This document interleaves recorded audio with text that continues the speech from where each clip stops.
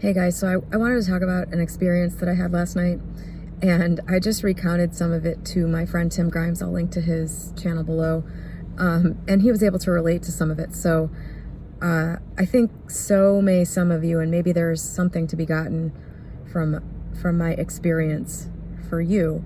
So I think I'm gonna cease to continue to mention what brought on the experience, but last night, so I was, I kind of just laid on the couch last night. I was watching TV, just sort of focused in on the TV. I watched part of the Netflix documentary on psychedelics. Michael Pollan is, I think, the author of the book that they made into a series or whatever. I watched the second part of the series on psilocybin, and then I watched the movie Stutz, Jonah Hill's documentary about his therapist, which was pretty good. Anyway, I watched that. That was it. I just kind of laid on the couch and watched TV. So I'm like, okay, well, nothing really happened here, which I wasn't really expecting it to, but I was like, well, nothing really happened here. I'm going to get ready to go to bed. So I did that. Like, I got up, I brushed my teeth and stuff like that. I called Matt to come home because he was out at work.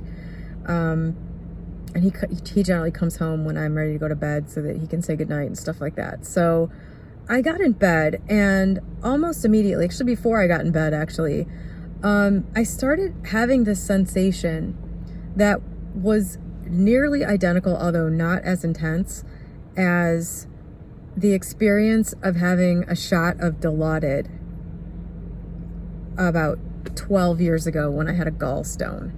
I had to get, I don't know how much I had, but it was a very similar experience, which was that I felt very, very, very relaxed. And just kind of like I was floating on a cloud and surrounded by static, like TV static, just like white noise, except silent. Just whatever. This is my attempt to explain it. It was just like I was enveloped in a cloud of,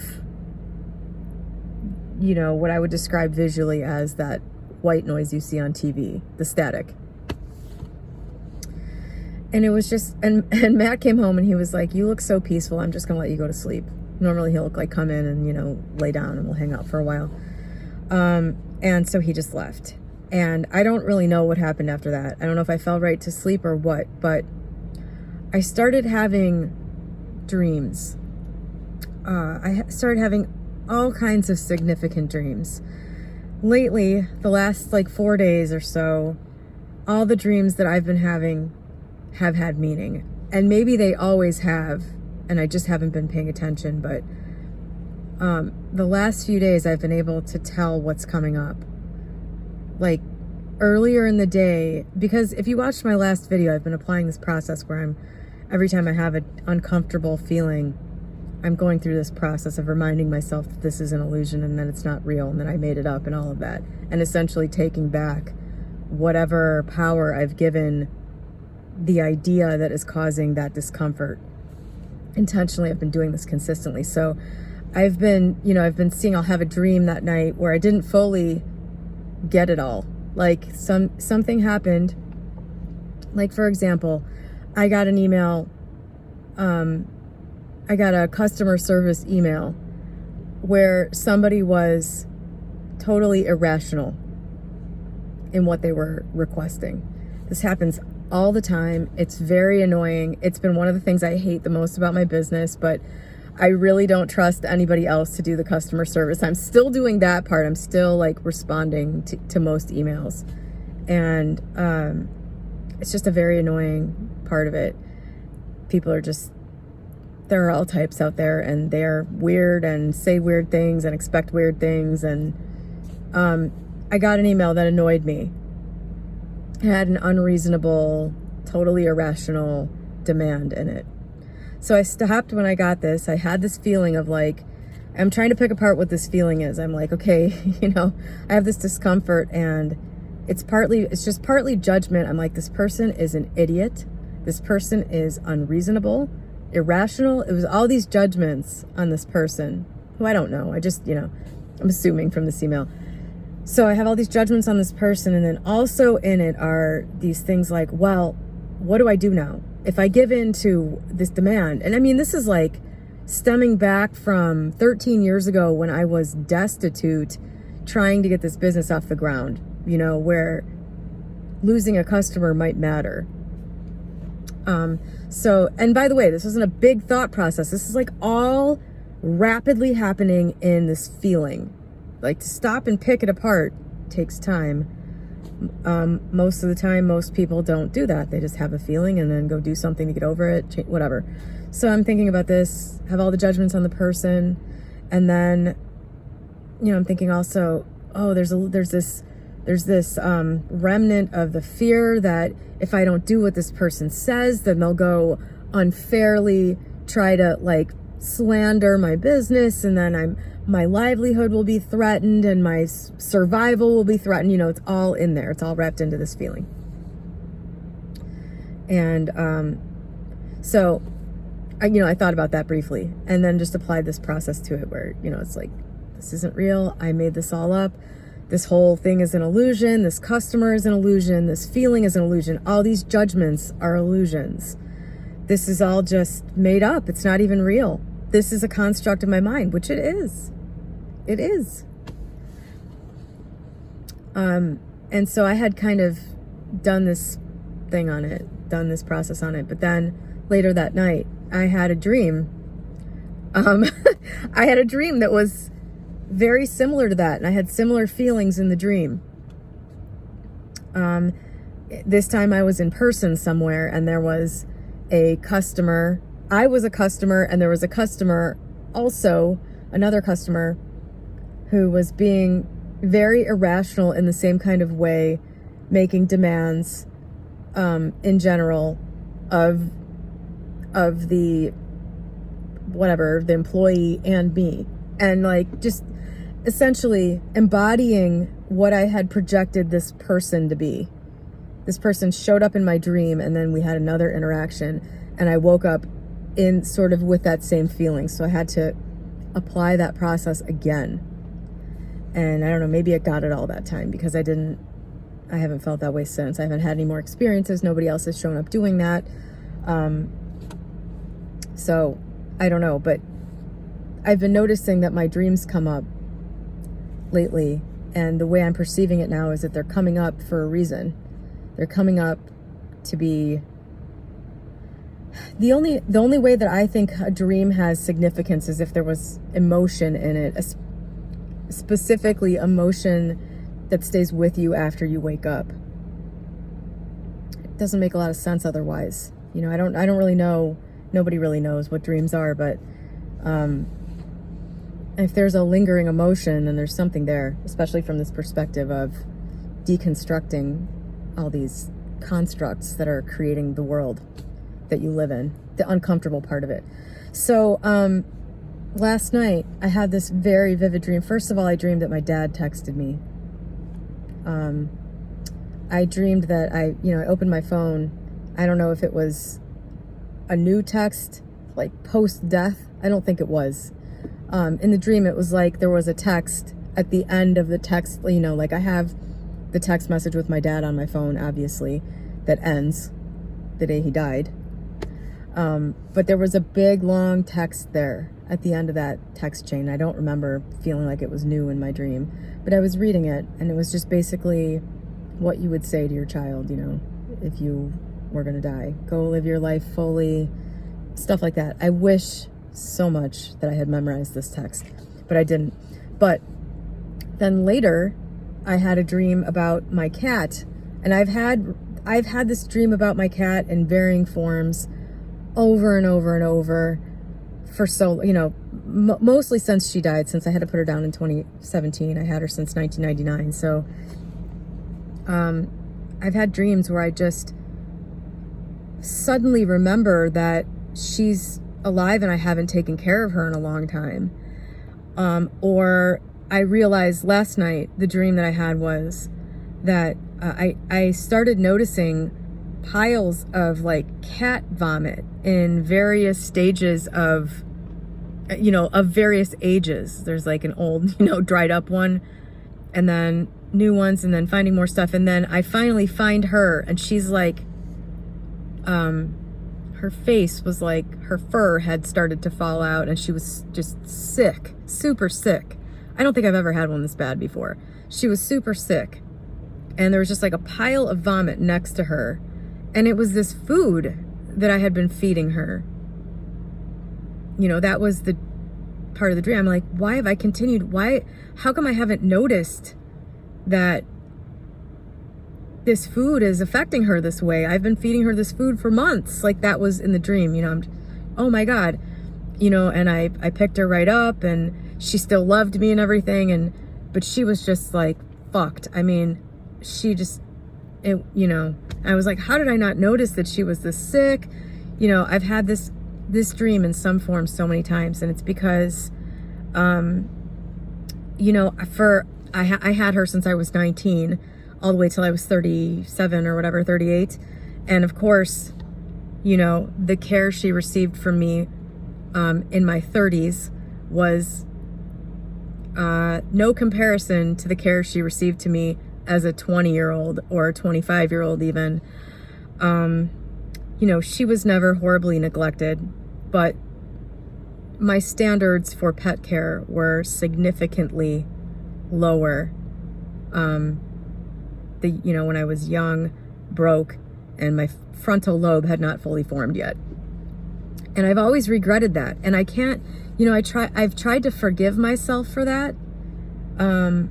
Because I know, like, it couldn't have been any different than it was, because I was doing, you know, I was just doing what I was able to do. It wasn't like I purposefully did something to hurt something I loved. I just wasn't able to come up with it. I wasn't able to have that awareness until I suddenly had it eventually. Until I suddenly was aware that I'm the only thing this animal has. Literally, I'm her entire life. I don't think that hit me until I was like, I don't know, late 20s. I was just like, you know, if I don't play with this cat, nobody does. If I don't, I had another cat too, so it's not like she was by herself. But, you know, it's just like, I just realized eventually that I needed for myself to have a higher standard, and wanted to have a higher, you know, the second I realized that, I could never unrealize it.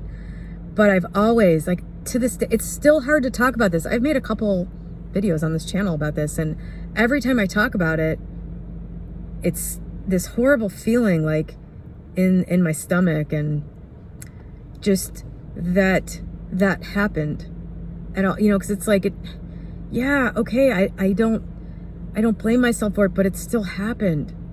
Like, she still experienced that. That doesn't change that. And so again, I had this dream, right? That's like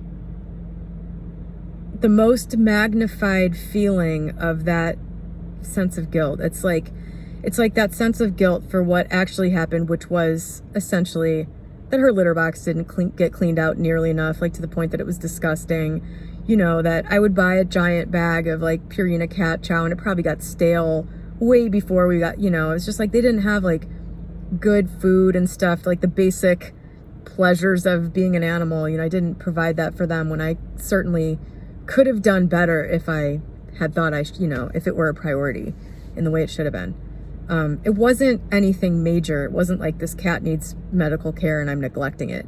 So the only reason I'm saying this is that, you know, the dreams that I have about it are like what actually happened taken up 100 times, like to utter neglect that, you know, has this off, and they've been getting worse over time too.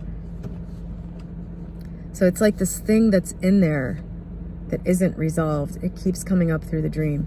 And this morning, so I had this dream, and I woke up from it. I was, you know, conscious, I think, right after this dream. And immediately, I just knew immediately, because I was like, okay, I got to apply this process to this. I didn't even have to start to do it, because immediately the message that I received was that, you know, I was saying to myself, oh, she's not real. I can start, you know, none of this was real. This is all an illusion. None of it is real. None of what happened, none of that happened. Not in any kind of reality that matters. The only thing that was real about that was the love that I had for this cat. I mean, I have never loved anything as much in my life as I did this particular cat. It is the most purest form. It was the purest form of love that I can imagine. Without having a child, I would imagine that eclipses it. But that is the only real thing. And I just got this in a real way. I don't know if there's any way to convey this to anybody else. But any feelings, anything that I take with me from that experience outside of that love that I had with the cat, anything taken with me is an illusion, a total waste of energy. Completely, because it was not real. Nothing, and you've heard this in all the ancient texts, right? You've heard this in A Course in Miracles. You've heard this everywhere. The only thing that is real is love. The experience of it, that's as far as I can go with it. That's what came out of last night for me. It's the only thing that is real. And in the context of what I've been experiencing with purposely, consistently through my waking conscious hours, applying this idea to everything, that this is not real, that this is an illusion that I created for my own benefit. It becomes even more tangible, this idea that that's the only thing that's real. So the experiences, that you have that produce that feeling, or that produce a feeling of satisfaction and fulfillment, which is just, the other side of that coin. That's all that matters, and everything else should be dropped completely, forgotten. It's not real. It isn't. It literally isn't. It didn't happen. And I don't know how many people can really get that. I don't know that this is even going to help anybody. But that was what I realized from this dream today, which, I've had other dreams where, I realized that I left her at the vet for a year. The vet's been trying to call me to go get her. It's just this ongoing thing that comes up and plays out in the form of dreams, because in the waking hours, I had already worked that out. I had already said, I know that I gave that cat a great life. I love that cat so much. I need to not feel guilty about, it's like, it's not the tiny fraction of her life that wasn't great. It's everything else that was good. That's what mattered. I worked that out as much as I could, but there are things in there that are they're in the shadow, essentially. They're not able to be consciously gotten to.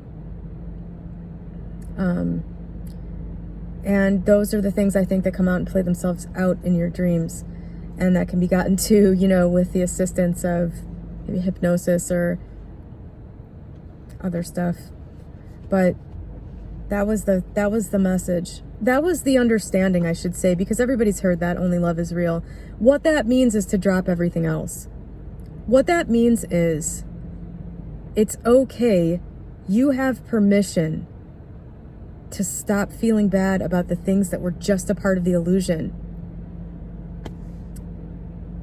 If that state of love and bliss and ecstasy is all that really exists outside of this, which I've certainly experienced, then it would make sense that the feeling, that's all that's real, for real. And then when you're in the illusion and you experience bits and pieces of that here and there, that's just glimpses into the reality, whereas everything else is nothing.